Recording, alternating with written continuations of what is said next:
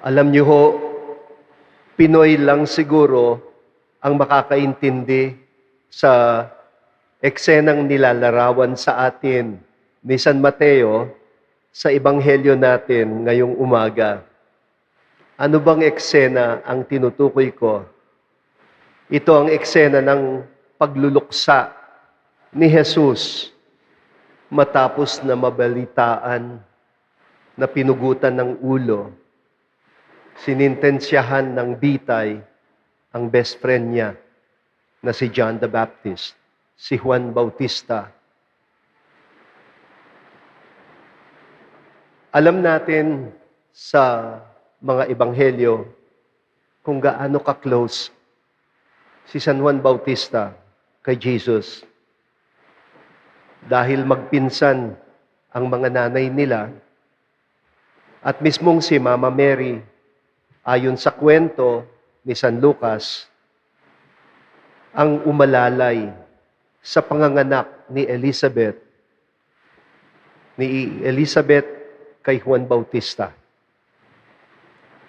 Ayon kay San Lucas, taon-taon daw lumuluwas patungong siyudad ng Jerusalem galing sa liblib na bayan ng Nazareth ang pamilya nina Jesus, Maria at Jose para makipamiesta sila kasi malaking piyesta ang pinagdiriwang ng mga Hudyo sa Jerusalem taon-taon, yung tinatawag na Passover o Paskwa.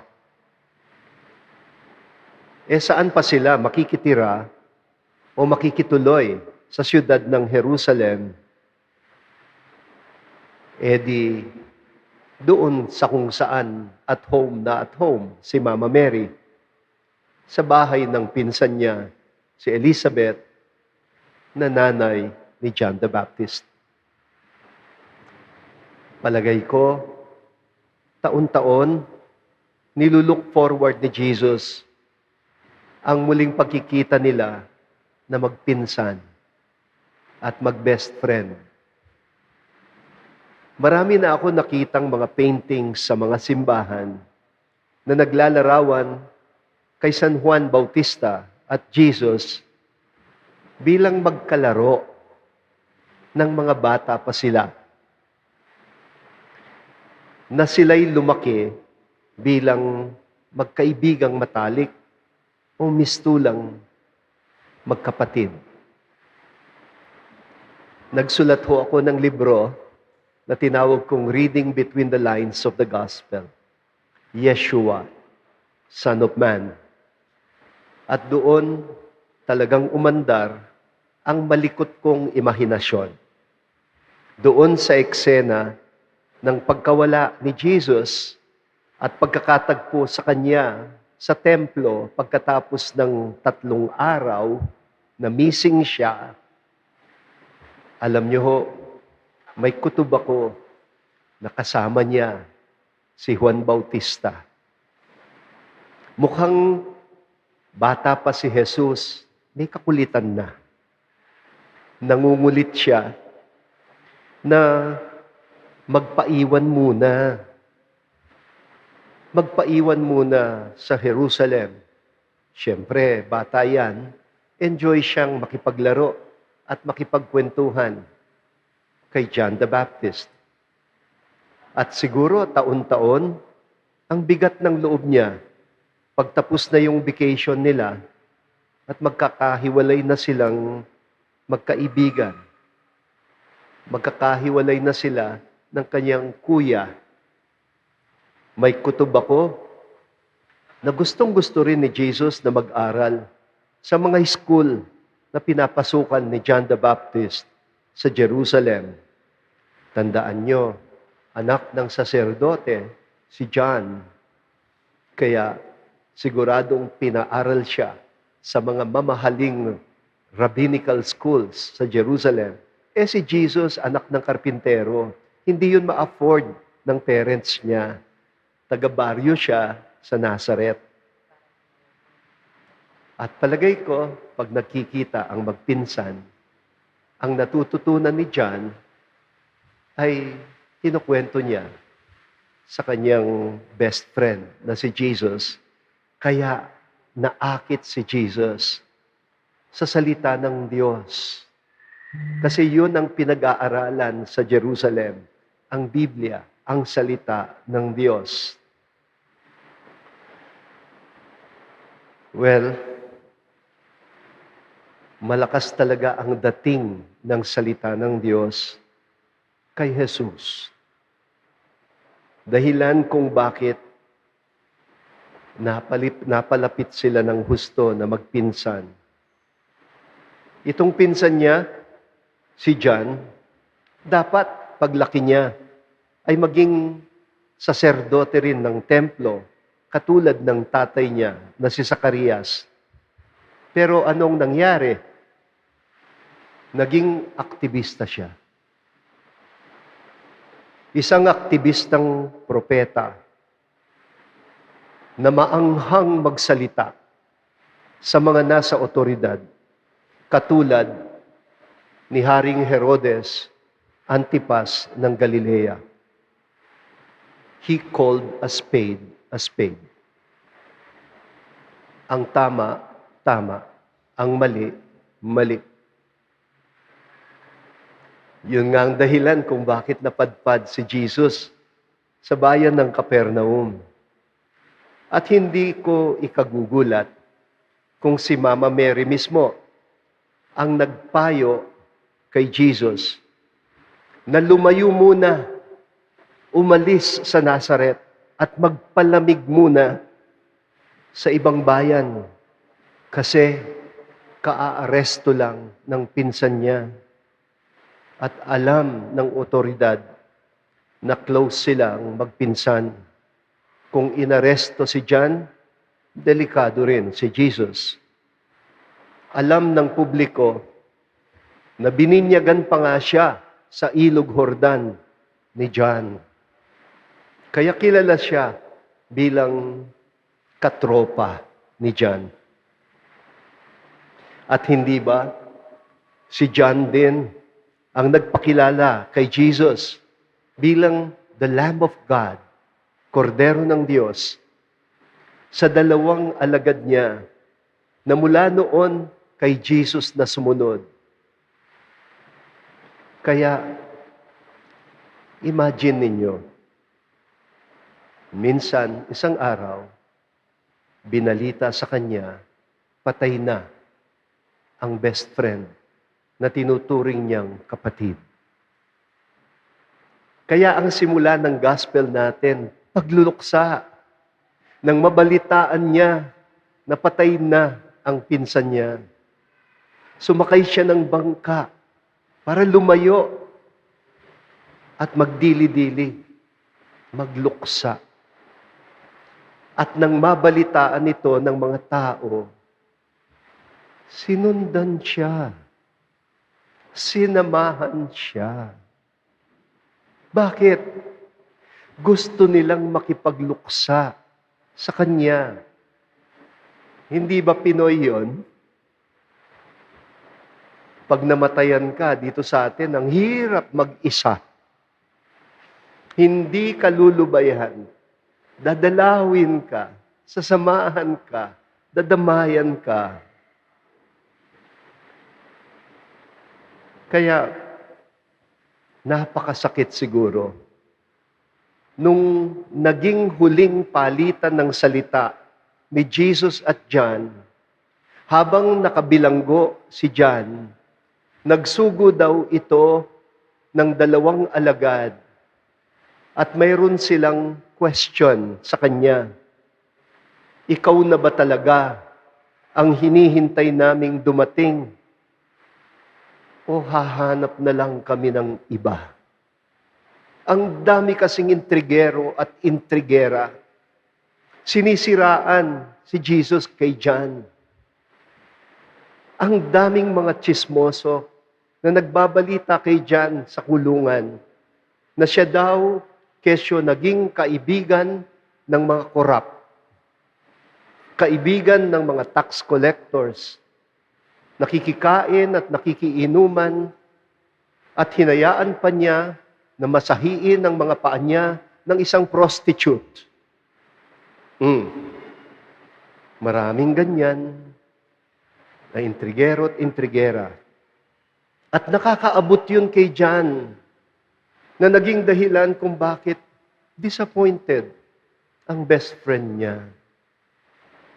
Siyempre, hindi naman alam yung konteksto na itong mga ito makasalanan na kapag nakilala si Jesus, nagbabago sila. Kaya nasaktan din si Jesus sa tanong na yon.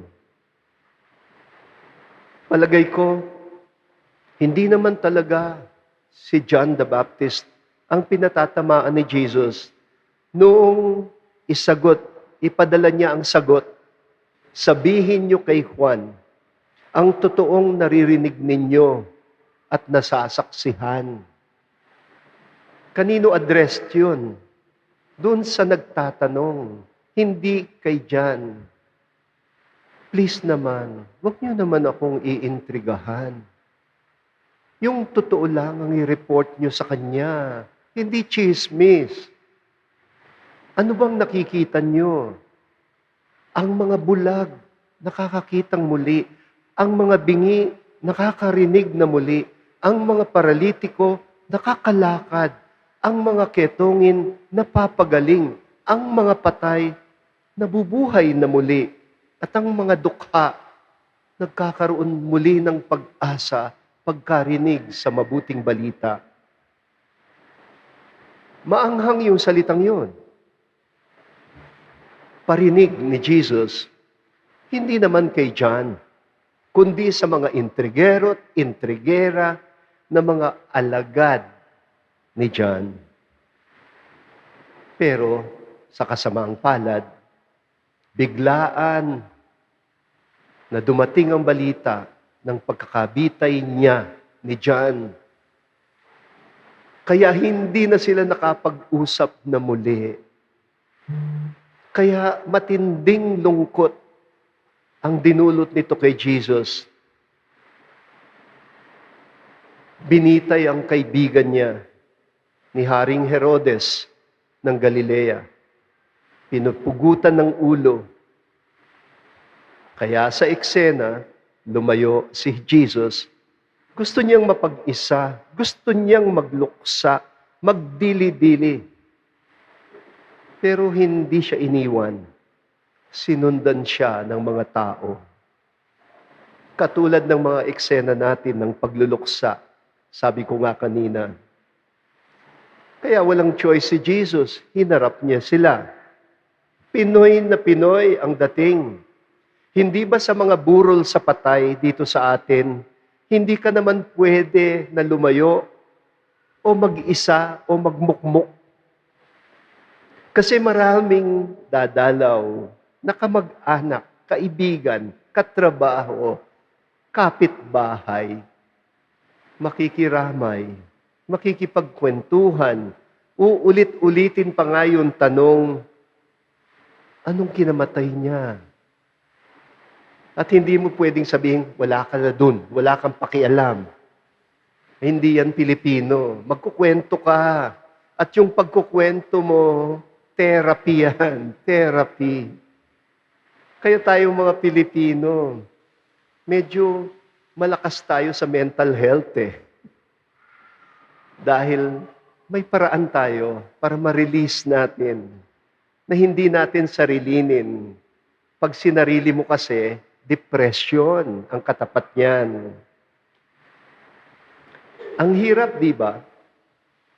Kung minsan, nakakatukso ding sabihin sa mga nakikipagluksa, lubayan niyo nga muna ako.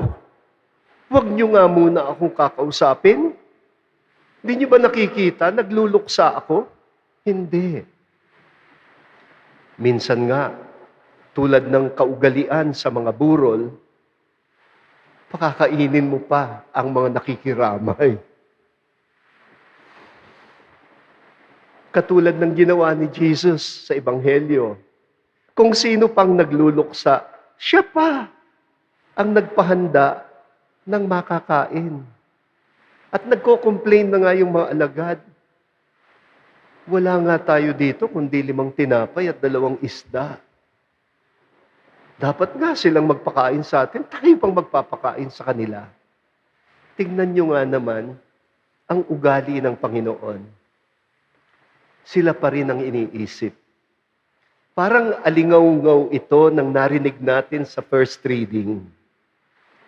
Ang pahayag ng propeta, hali kayo, kumain kayo, uminom kayo sa aking inihanda.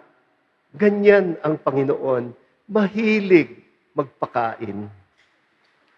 Ito yung consistent na mensahe ni Jesus. Gusto niyang iparanas sa mga tao ang kaharian ng Diyos sa pagsasalo, sa pakikihati ng tinapay, sa pakikipagkwentuhan at sa pagdadamayan. At ibang klaseng larawan ng Diyos ang kanyang pinakikilala. Hindi isang Diyos na hukom o berdugo na dapat katakutan, kundi isang pastol. Pastol na maghahanap pa rin sa kanyang tupa kahit ito'y maligaw. Nagpapakain pa rin kahit sa panahon ng pagluluksa. Kaya sa totoo lang, ewan ko ba kung bakit ang hilig natin kung minsan na gawing panakot ang Diyos. Hindi ko alam kung saan galing yung konsepto ng Diyos na para bang nanggagalaiti, na parusahan ng tao pag siya'y nagkasala at itapon tayong lahat sa impyerno. Excuse me, hindi ako naniniwala sa ganyang klaseng Diyos. Kung ganyan ang Diyos, sa inyo na siya. Ba't lumikha pa siya ng tao para lang parusahan? Ang Panginoon ay mas excited na magligtas kesa magparusa. Kaya, pwede ba? Alisin na natin yung ganyang konsepto ng Diyos. Hindi nyo ba narinig sa second reading natin kung paano tinanong ni San Pablo, sino ang makapaghihiwalay sa atin sa pag-ibig ng Diyos? Para na rin niyang tinanong, sino ba ang magtatapon sa atin sa impyerno? Ang Diyos? Maniniwala ka bang yun ang gusto ng Diyos? Na itapon tayo sa impyerno? Ang haba ng listahan ng mga posibleng sagot na isa-isang hinindian ni San Pablo. Sino? Parang sinasabi niya, sumagot kayo. Sino? Sinong maghihiwalay sa atin sa pag-ibig ng Diyos? Paghihirap ba? Kasi alam niya, minsan pag naghihirap na yung tao, galit na sa Diyos. Paghihirap ba? Kapighatian? Pag-uusig? Gutom? O kamatayan? At totoo, minsan nasusubok ang faith natin, di ba? Minsan, parang gusto mong sabihin kay God, di na tayo bati. Papasok pa nga ng simbahan yan. Pero nagmumukmok at sasabihin, Lord, ba't ka naman ganyan? Hindi na tayo bati. Gusto ni Lord yon. At least nilalabas natin yung sama ng loob natin sa Kanya. Pero ano ba ang makapaghihiwalay sa atin sa Kanya? Ang sagot ni St. Paul, wala. Walang makapaghihiwalay sa atin sa pag-ibig ng Diyos dahil kay Kristo Jesus na ating Panginoon. Dahil hindi niya misyon ang hatulan tayo, ang parusahan tayo, kundi ang iligtas tayo kahit mahulog pa tayo. Bababa siya sa kinahulugan natin para hanguin tayo, tubusin tayo, pagalingin tayo, pakainin tayo. Pero minsan ako din nagre-react kay St. Paul. Doon sa question niyang sino? Sino daw ang makapaghihiwalay sa atin sa pag-ibig ng Diyos? Tapos sagot niya, wala. Ay hindi, meron. Meron. Tinignan ko yung mahabang listahan ni St. Paul. May isang bagay doon, hindi niya sinama. Na siya lang ang pwedeng maghiwalay sa atin sa pag-ibig ng Diyos. Sino? Tayo. Tayo mismo. Tayo lang ang pwedeng mag-decide na humiwalay sa Diyos ng kusa. Pero kahit humiwalay tayo, hindi pa rin niya tayo iiwan. Kaya siguro inutusan ni Jesus ang mga alagad niya na pulutin pati yung mga pira-pirasong tira-tira mula sa 5 tinapay at 2 isda na nagpakain daw ng 5,000 nakikipagluksa. Madalas kong itanong, aanhin mo ba ang tinapay kung mananatiling buo at ayaw mo ito na makain? E di aamagin lang. Hindi lang tinapay ang inaamag sa mundo. Mga tao din, ang mga masusungit, ang mga madadamot, inaamag ang pagkatao. Kaya, gumagawa tayo ng tinapay para mabiyak ito, mapiraso, makain, maubos, hanggang wala nang matira, kundi mumo. At siguro, yun ang dahilan kung bakit kahit mumo na lang, pinapulot niya. Di ba tayo din, mga butil lang ng kanin, nasasabihan tayo ng mga parents natin, pulutin mo yan, kahit butil lang ng kanin. Mahal ng Diyos ang mga taong, kumbaga sa tinapay, hindi maramot, hindi takot mabiyak, mahati, mabawasan, mabahagi, mapakain, magpabusog, hanggang wala na halos natitira, kundi mga pira-pirasong mumo. Pagmasdan ninyo ang nakatatandang mga parents ninyo, mga mumo na lang sila. Lahat ibinigay, walang dadalhin. Yan ang buhay na mapagkaloob. Yan ang buhay na totoong mahalaga sa mata ng Diyos. Mahal ng Diyos kahit ang mga mumo dahil ito'y patotoo sa kagandahang loob na mag-alay ng anumang meron tayo. Kaya pinupulot niya upang iuwi sa kaharian niya. Dahil maaari pang pagsaluhan kahit mga mumo, pwede pang maging simula ng mga bago at marami pang mga himala na pwedeng mangyari sa kanyang kaharian na ibig na niyang magsimula dito sa lupa na para ng sa langit.